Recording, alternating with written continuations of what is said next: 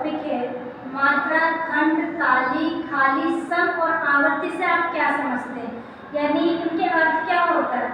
अब पहले क्या है मात्रा, हम आते हैं मात्रा पे।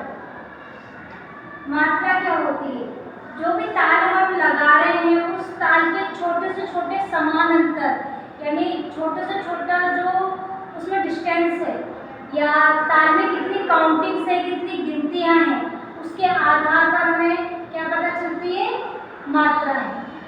अब सेकंड क्या है हमारा खंड।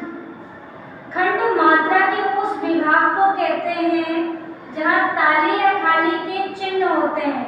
फर्स्ट खंड क्या होता है, उस विभाग को कहते हैं, यानी विभाग मीन्स पार्ट, उसके कितने पार्ट हैं, कितने विभाग हैं, जहाँ खाली और ताली के चिन्ह होते हैं। अब ताली में तो हम ताली लगाएंगे, बाकी खाली का चिन्ह क्या होता है, ये चिन्ह मीन्स मार्क, सैंपल या साइन, ठीक है।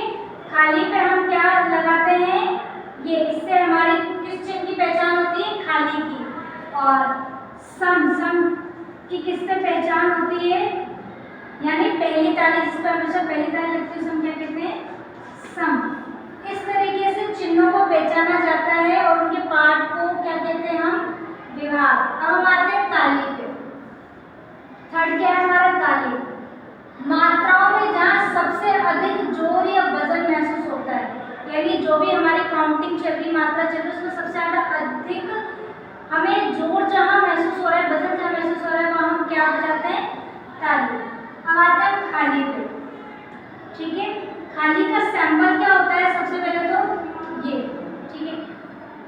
मात्राओं में जिस स्थान पर कोई जोर या वजन महसूस नहीं होता वहाँ ताली ना देकर खाली का इशारा करते, ताली ना देकर खाली का इशारा करते, जैसे बाहर की ओर हमने कर दिया, हमने खाली बता दी, ठीक है। बाहर की ओर हमने खाली का इशारा दे दिया या कर दिया, या हवा में हाथ को बता दिया, या ताली नहीं बजाकर उसी स्थान पे अपने हाथ को रोक लिया, तो उसको हम क्या कहते हैं, खाली। और खाली का क्या चिन्ह होता है, ये, ठीक है। अब हम आते हैं सम पर। प्रत्येक ताल की पहली मात्रा, यानी जो भी हम ताल लगा रहे हैं उसमें काउंटिंग तो चलेगी, ठीक है, उसमें मात्राएं तो चलेगी, तो उसके अंदर फर्स्ट जो आ रही है उसको हम क्या कहते हैं, सम। पहली ताली को हमेशा क्या बोलते हैं, सम।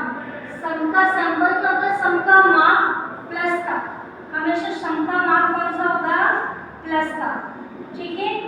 पहली ताली को हम क्या कहते हैं, सम। अब आते हैं आवर्ती पर।